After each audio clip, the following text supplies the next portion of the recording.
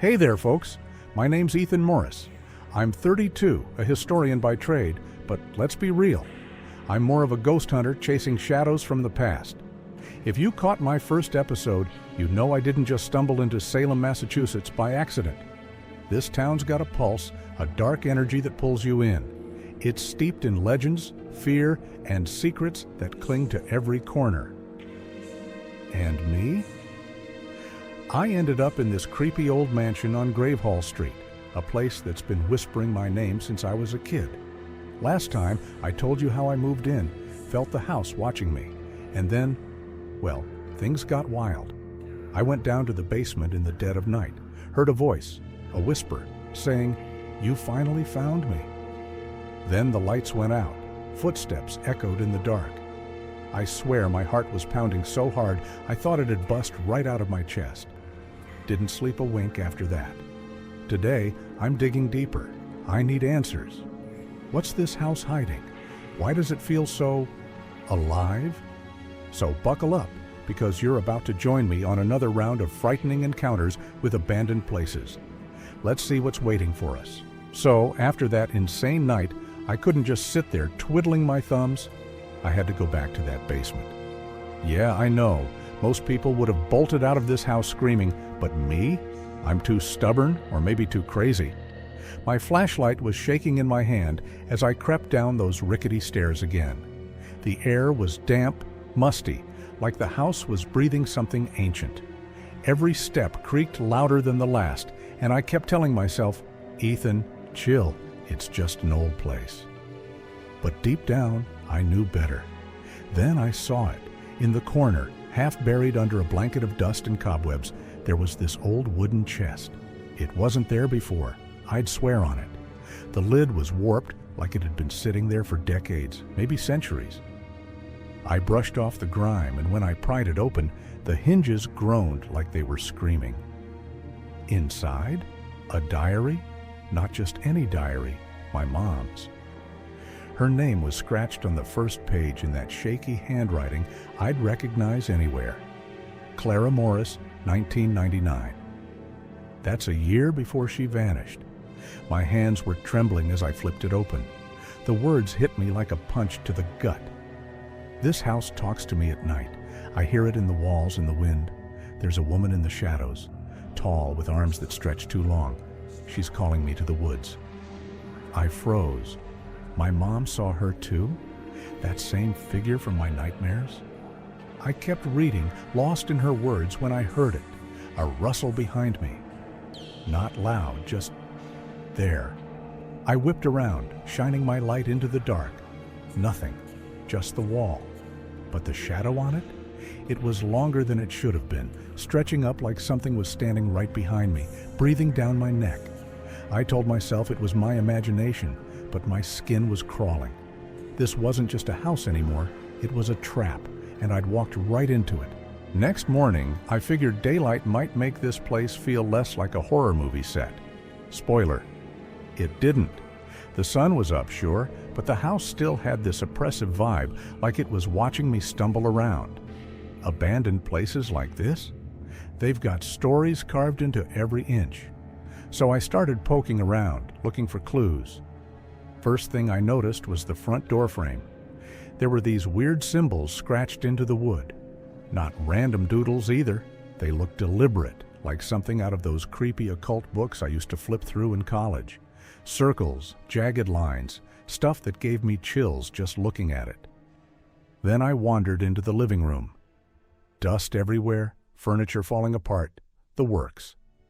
But on the wall, an old photo in a cracked frame. A family, probably the folks who lived here way back, staring straight ahead, their eyes blank, lifeless. I leaned in closer, and that's when I saw it. In the window behind them, there was this blurry shape. Could have been a smudge, but it looked too much like a person, someone who wasn't supposed to be there. My gut twisted. I had to know more, so I grabbed my keys and hauled ass to the Salem Public Library. The place was quiet, smelled like old paper and mildew, perfect spot for digging up dirt. I hit the archives, flipping through yellowed newspapers. And there it was, headline after headline. Family vanishes from Gravehall Street, 1892. Mystery disappearance rocks mansion, 1935. Every story tied back to this house, and every single one mentioned the woods out back like they were the key to it all. By the time I left, the rain was pounding outside, thunder rumbling like a warning. This wasn't just a creepy old house. It was a graveyard of secrets, and I was starting to think I'd signed up for more than I could handle. Later that day, I was still rattled from the library when someone knocked on the door. I opened it, and there she was. This old lady from down the street, all hunched over, hands shaking like she'd seen a ghost herself. Her voice was raspy, urgent. "You need to get out," she said, staring right through me. "That house? It takes everyone who stays too long. Your mom knew it, kid." I just stood there, dumbfounded. "My mom?" she went on, her words spilling out like she couldn't hold them in. "Said she saw Clara, my mom, the night she disappeared." She was walking toward the woods, the lady told me, muttering about some woman in the shadows, kept saying she had to go, had to follow. I couldn't breathe. Before I could ask anything else, she shoved this crumpled old map into my hands and shuffled off, muttering about curses. I unfolded it, faded ink, shaky lines marking the forest behind the house. And right in the middle, a scrawled note. "Here begins the darkness." My head was spinning. How did she know my mom? What did she mean? It takes everyone? I glanced out the window as she hobbled away, and for a split second, I swear I saw something.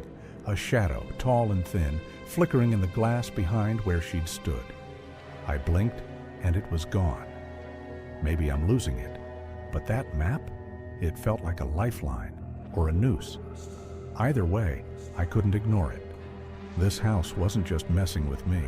It was pulling strings I didn't even know existed. That night, I couldn't sleep. The diary was burning a hole in my mind, so I sat up, flipped it open again. My mom's words were haunting me. She stands by the swing set, watching me. Her arms reach out long and twisted, like they could grab me from across the yard. I stopped cold. That swing set. It was the same one from my dreams, the one I saw as a kid before she vanished. My chest tightened. I had to see for myself. I grabbed a flashlight and stumbled out back, pushing through overgrown weeds and thorns. The air was freezing, the kind of cold that sinks into your bones. And there they were, rusted, crooked swings, half hidden in the shadows. They creaked as the wind picked up, like they were alive. I shone my light around, and that's when I saw it. That same drawing from the basement, lying in the dirt. Only now it was different. The woman with the long arms, she was holding a little boy's hand. A boy who looked like me. My breath caught in my throat.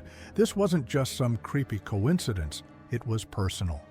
I knelt there, staring at it, when the wind turned into a howl. The swing started moving faster, chains rattling like they were laughing at me. And then, from the woods, quiet at first but growing louder, a whisper. Not words, just a sound slithering through the trees. I wanted to run, but my legs wouldn't move. Whatever's out there, it knows I'm here. And it's been waiting a long, long time.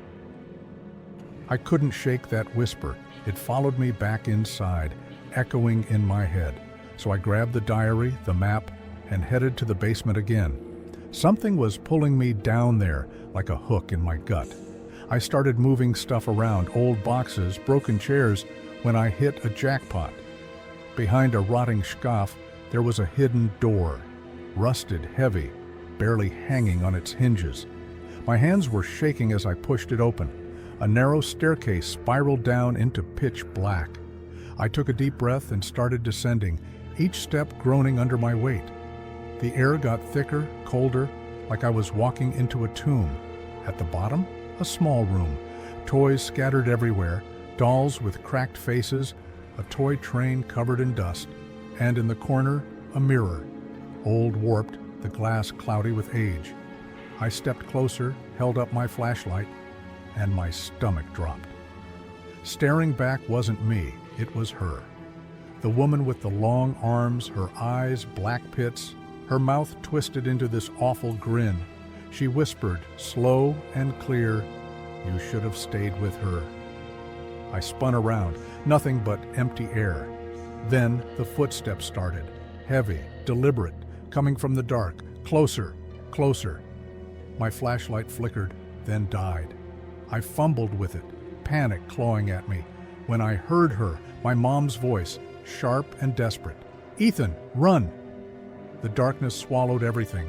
I felt a cold grip on my shoulder, tight and unyielding. I screamed, thrashing, but it wouldn't let go. Whatever's down here, it's not done with me yet. This house isn't just abandoned, it's alive, waiting, watching. And I'm starting to get it.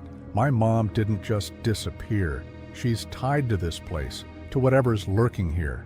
I can feel it. Next episode, I'm going after the truth, whether I make it out or not. Hit that subscribe button, folks. You don't want to miss what's coming.